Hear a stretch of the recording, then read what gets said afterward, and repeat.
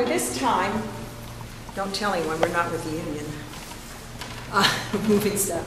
I'd like to introduce you to another wonderful, wonderful gifted lady, young woman, Oksana Marafioti. I had the privilege of meeting her just about a month ago, and it was just like we had known each other forever. We just started talking, and she started telling me this story, which is a true story, and I saw the pictures, and then was later heard the music. For this woman so accomplished to have her book already published, and she's going to tell you about it. I think it's just wonderful. You're at the right place at the right time and have a wonderful product. So she's going to share with you. We have a family portrait here, and he'll explain about that. So please give a warm welcome to our young author.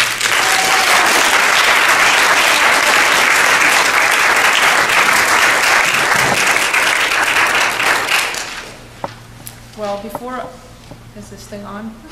Oh, no, it is. See, people say this for a reason.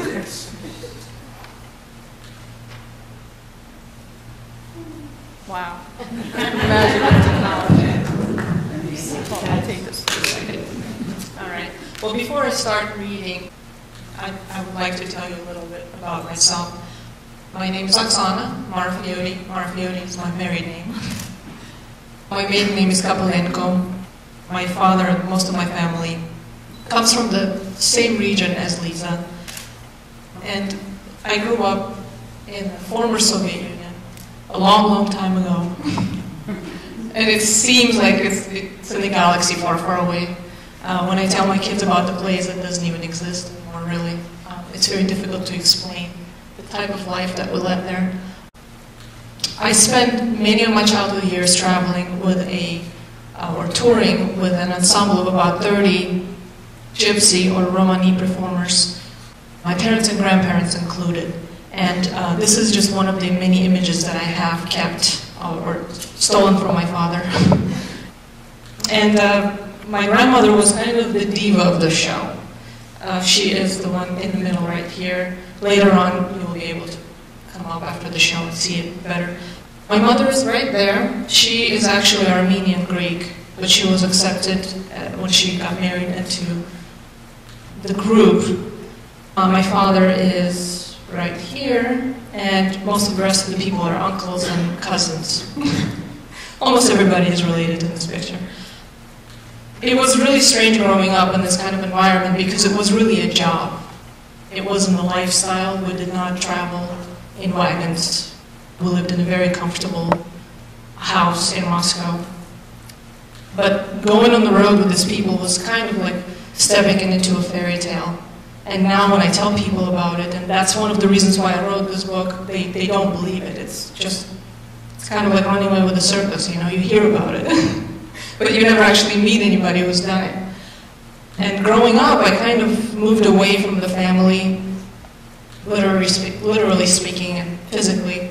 And only after I started writing the book, because so many people asked me to, it brought me closer to my family, kind of back into the fold. Is that how you say it? I'm going to be playing a song from a record my grandmother has made in the 1940s. She was a very well-known singer in the Soviet Union at that time and traveled the front singing for the soldiers. She made quite a few of these recordings, but this is one of the only ones left still. The copy is not very good because it was recorded on the vinyl, and it was aired on the Soviet radio. I think that's what you called it. I think they only had one radio station. And had a very great success. I would like to read just a few pages from my book, and I hope you do enjoy it.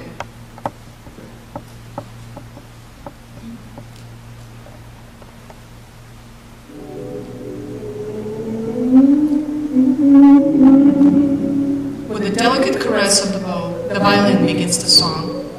The time of the dance starts off slow, with a woman's graceful hands and the froth of her emerald skirts. From my usual spot, in the wings just behind the curtain, I watch the audience because every time Rubina takes center stage, people lean forward in their seats. Her cat eyes slant at the corners as she smiles down at the crowd, unfurling her arms with a swan's elegance. And it seems that's all it takes to enchant them further. Most of the men in the ensemble are either in love or in lust with her. At least that's what my grandma Ksenia says. She does not approve, but since Rubina is one of the most talented dancers, Grandma keeps her opinions to herself. At 10, I am plenty old to understand the reasons behind her complaints. When Romani kids grow up on the road, backstage, in hotel rooms, they mature quickly because the stage demands it of them. Not to say that our parents behaved any way they pleased, but when you see a Romani perform, you experience the range of pure, untainted emotion.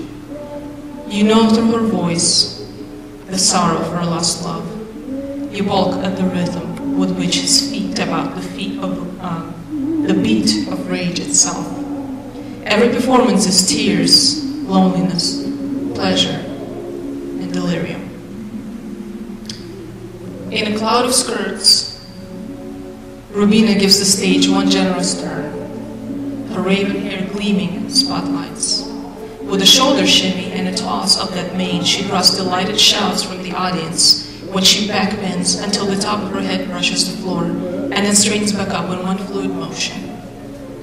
One more turn around the stage to catch a breath and for the audience to settle down. At first, Rubina does not notice when another dancer joins her, a tall man with burning black eyes.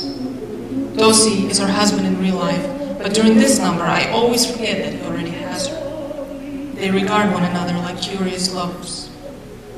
The violin sweeps down into more sensuous registers, and with a strum of fingers, a 12-string guitar staccatos underneath. Husband and wife touch fingertips as the two instruments paint their melody with longing and uncertainty. Draping an arm around Rubina's middle, Tosi is determined to steal a kiss, but she flees to my end of the stage, and I reach out, feeling the silk of one beaded sleeve. Another guitar announces a third dancer. Judging by Pavel's arrogant stance, his polished boots, and the fine shirt the color of garnet, he is rich and wants for nothing, until now.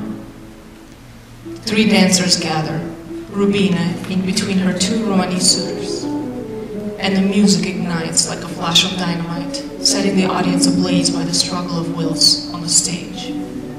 The men circle. With a sharp whip, a pair of knives appears in their hands and they lunge and parry on the wings of jealousy and desire. Rubina drives her way between them just as Tosi jabs his knife. I hear a collective intake of breath as Rubina's lifeless body slides down to the floor and the music drives away. Every time this part catches me along with the audience. They're silenced, bound by shock, something every artist yearns for and dreads. Will they boo the trio off the stage, or award a standing ovation? One by one they rise, and my heart jumps as if my life depended on it.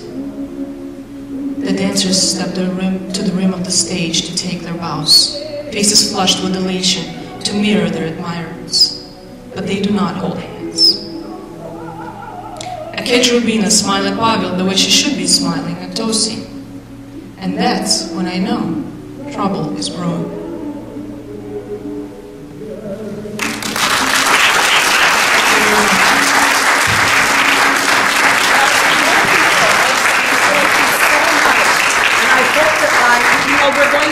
Through Gateway, there is going, as Camille mentioned, there is going to be a book signing when the book is released, and I want the first autographed copy. Oh. I don't care who else is in line. I've already got the first, go for number 2. So, give her another round of applause. Thank you so much.